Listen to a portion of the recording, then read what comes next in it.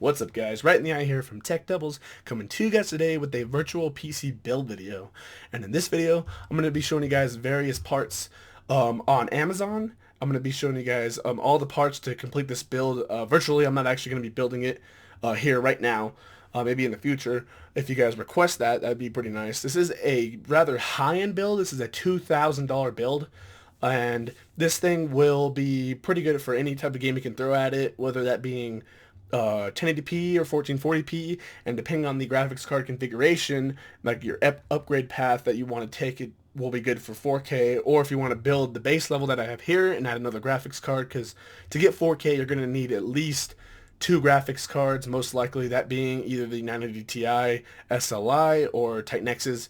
I do have a couple of choices here for graphics cards, but this is just a $2,000 build, and the reason why it's so high and it's not actually 4K ready is because of some of the other components that I have in here to make sure that you are prepared for 4K and an upgrade path to add an SLI. And I will be showing you guys the various parts on Amazon links, and then at the end I will have a PC part picker link showing you guys all the parts from all of these sources that PC Part Picker has to select from. So its database, and it's gathering all of the cheapest prices at that moment when I selected this, which is about 10 minutes ago when I made the PC Part Picker list. So they're pretty up to date, but these are just the Amazon links here, which they will be priced either higher or lower than what it says over there. And let's get started. So the first thing that we're going to start off with is the CPU, and the CPU is the 4790K from Intel. This is the i7 with 4 cores and 8 threads.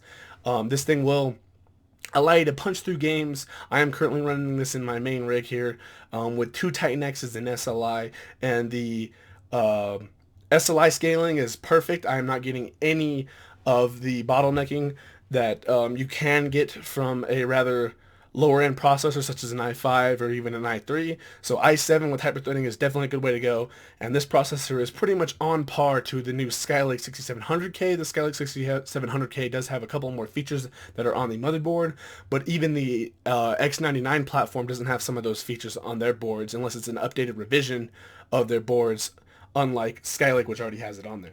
So 4790K, perfect processor. This is coming in at $300 here on Amazon.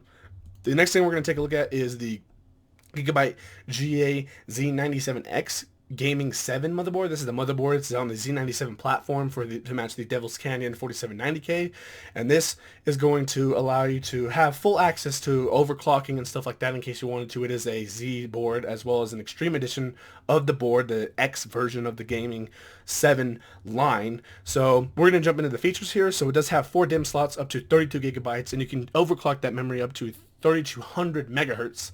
I do have a 2400 megahertz kit in my CPU, and I'll be showing you guys the memory in this one as well, which is the same one that I am honestly using here.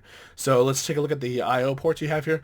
So you have 2 PS2 ports for the keyboard and mouse for those hard to diagnose issues regarding keyboard and mouse and stuff like that. You have a VGA and a dual link DVI port, and you also have an HDMI port for connectivities here. But we will be using a dedicated graphics card, so that doesn't really matter. And all this stuff is gold plated. You have 4 USB 3.0 ports and 4 USB 2.0 ports, so that's good connections there. And you will have a killer gigabit Ethernet LAN port. So not the Intel, but it'll give you packets prioritization on your games and loading and stuff like that. So you actually have really quick load times in your online multiplayer games, if that's a thing for you, if you care about that.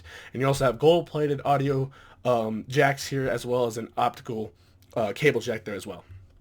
So this thing is compatible, and it supports 2-way SLI and 3-way Crossfire. The build that I have made here is an Intel and NVIDIA build, so we'll be worrying about the 2-way graphics cards, which is the cream of the crop, the best optimized graphics card support. If you're going to have more than one card, you should probably just stick with 2, because 3 and 4 cards, most games don't have an SLI profile when it gets more towards the 3 and the 4. So 2, I mean, some games don't even have 2-way SLI, like one of the blockbusters of the year here, being sarcastic, Batman Arkham Knight doesn't even have a 2-way SLI profile even to this day. So that's what we deal with here in the PC gaming life. But most games you'll be fine. And then I do have a 1 graphics card configuration in this build, but I am setting you guys up for an upgrade path to if you want to add more graphics cards later on down the road. And this one does have M.2 support, so you can put an M.2 SSD in there, which is good.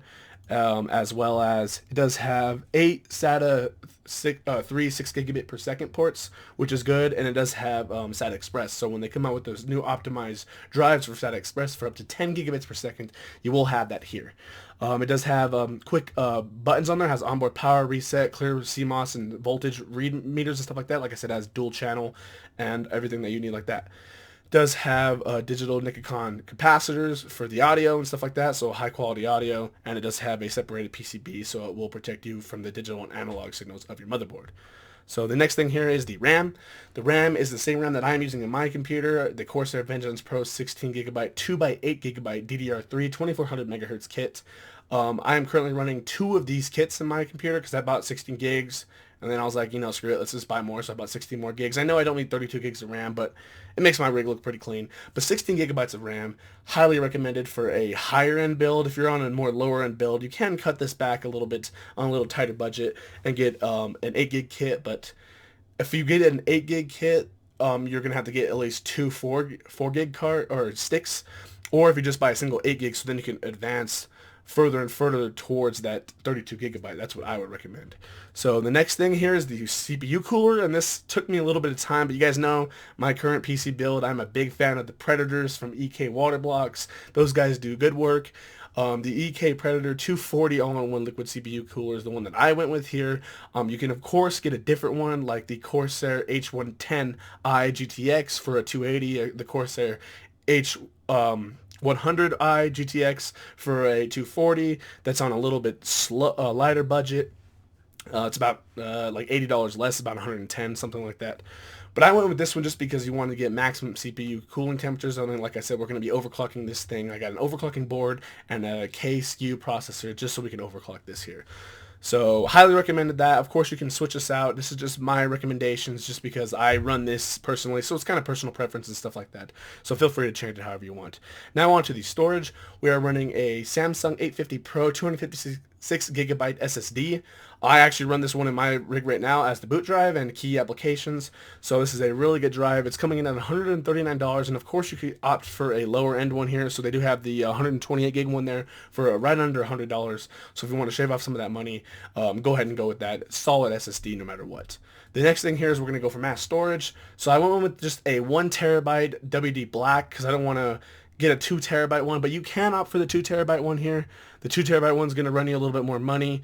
It's going to cost you over $100 for that, as you can see here. But I opted for the 1 terabyte just to keep some of the costs down. But of course, you can pick whatever one you want. So feel free. It's a solid state. It's a solid state drive and hard drive configuration for games on your hard drive, and a couple of games can be installed on the SSD for faster load times. So the next thing here is the graphics card, and I do have another one, so this might be a little controversial depending on what kind of graphics card you want to go with. I am more of a Team Green type person myself, so I went with Team Green. So I went with the EVGA GeForce GTX 980 Hybrid. You cannot beat this card when it comes to being cool. This card, it's amazing. I ran this card before I upgraded to a Titan X Hybrid, and then I had 2 Titan X Hybrids. So the Titan X cores runs a little bit harder than this one, even though they're the same TDP, but the hybrid cooler on these things are phenomenal for keeping these things cool. You won't hit above 60 degrees, 55 degrees Celsius on one of these things with a massively overclocked chip on these things. Either this one, and like I said, this is the 980 here, and then this one here is the 980 Ti. So a 6 gigabyte card, if you want to go for that 4K resolution, you're going to want to pick up 2 of these things. And the cool thing is your top graphics card, that's your primary one that you have in your PCI Express X16 slot number 1, will be running at 16x mode, because on the motherboard it does have a PLX chip to allow some of the PCIe lanes from the chipset to go to the graphics cards if you have 2 of them in the X16 slot and the X8 slot. So we'll be running one of them at X16 and one of them at X8. My motherboard has a little bit better parts of the chipset because this is a higher end board. It is the highest end, which is the Gigabyte Z97X gaming G1 board, and that allows me to actually run both of my cards even with the 16 lanes from the 4790K at X16 slot. I made a video previously talking about PCI Express lanes and how that works. So either a 980 or 980 Ti, depending on what you guys want to go with. Both of them phenomenal cards. Of course, you don't have to get the hybrid. You have some other options here, so you can get like the SC Plus. You can get like a For the Win edition on the Ti, and then you have the same types of options over here. So you can get it classified if you really want to. Get some really crazy overclocks on the classified. Get 2 of those. You'll be phenomenal. So the next thing here, after the graphics cards, we got to power this stuff, right? We're going to need this stuff to sit on something's shoulders. So we got the power supply. The power supply is the Corsair Professional Series 860 watt. This is the AX860i power supply. I currently run the AX1200i, but I feel like since it's a little bit lower end board than mine, and people might not opt for the 980 Ti. Even with the 980 Ti, I'm sure that this power supply would be able to power 2 cards in SLI for the dual 980 Ti setups, for those of you who want to go that route. So you should be fine with this.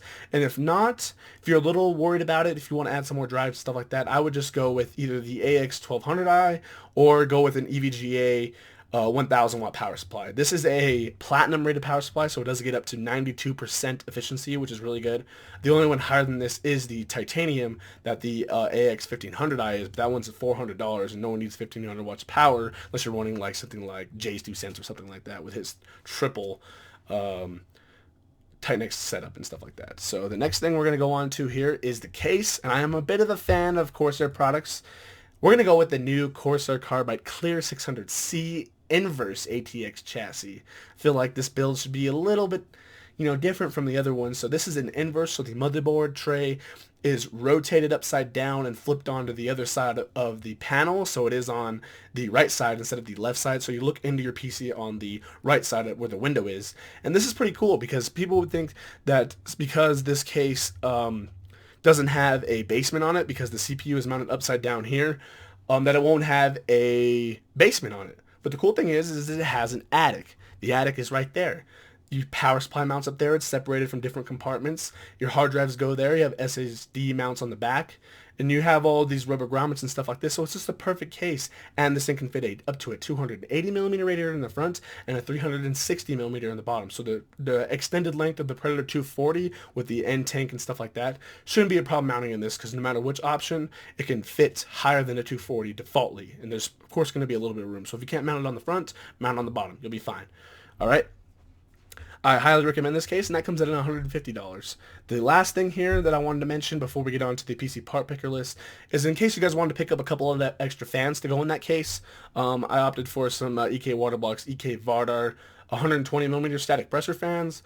They run at 1150 RPM, so they're rather quiet to keep the sound down, and you can just mount them either at the bottom. So if you run your cooler in the front, you can mount them at the bottom, because it does come with 2 140s at the front, I believe, and 1 140 in the back, as you can see. And if you wanted to, you could remove those 2 140s and just mount the 240 Predator in the front, and then just mount the 2 new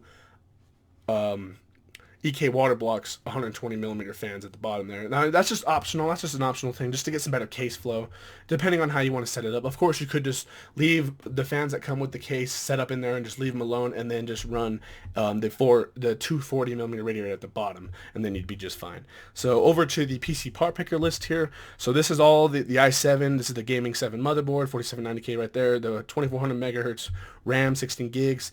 The SSD processor, and this is with the 980 in here, not the Ti, just the 980, the case, the power supply, and this is also with the operating system. You're going to need that, and this is with the 2 fans here. And I had to make a custom, let me see if I can find it. Oh, here it is right here, 240. I added a custom and then it put it in for that part right there, so because I didn't actually have it to select. So it's $200 for the CPU cooler. Let me show you guys that. It's on sale a little bit here. $200 for that. And then the price comes down to $2,063.32 with a $50 mail-in rebate options for these prices here listed on PC Part Picker. I will have this linked down below, as well as all these other things here. So feel free to take a look at those if you want to. Let me know how you guys feel about the build. This is the first $2,000 sort of high-end custom PC that I've made virtually for you guys here. So this has been Right in the Eye here from Tech Doubles. If you guys like this video, please leave a like on it. If you disliked it, please leave a dislike video on the video and leave a comment down below as to why you did so. Please subscribe for more content, and I will see you guys in the next video. Thank you very much for watching.